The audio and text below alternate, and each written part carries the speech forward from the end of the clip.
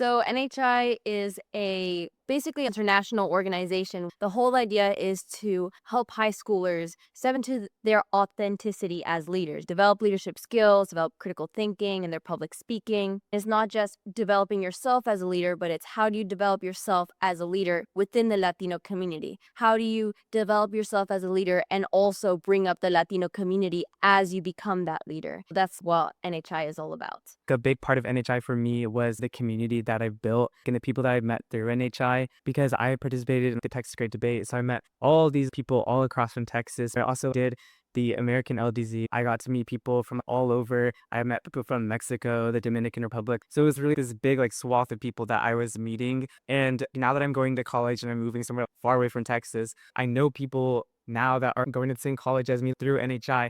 Those connections that I built and those friendships that I have and being able to not feel so isolated anywhere I go because I always have this kind of community centered around NHI is the most important thing to me because it gives me a sense that I'll never be alone, that I'll always have somebody there for me, even if I'm not best friends with them, but I know that we have something in common, something to talk about and share out. I can talk about the growth of our chapter here in Austin because when Lucas and I did the Great Debate, we started out with a team of 10 people. Which, to put things into perspective, you're normally supposed to go with a team with about 30. We were one of those teams of 10 going against teams of 30 from other regions. So it was very nerve-wracking at the time. What's been inspiring throughout these years is that people like Lucas and I came back and we said, okay, we're going to coach the next generation of students. And then we were able to recruit a bunch of students for the next year. And even though we didn't get to a full team, we were still able to do pretty well in the debate. We even had one of the partner categories in cross-examination. They won their category championship, which is a big deal because we were the underdog team. And then the next year, which was last year, we were able to go to the Great Debate with a full team, which was an even better achievement. Not only were we able to go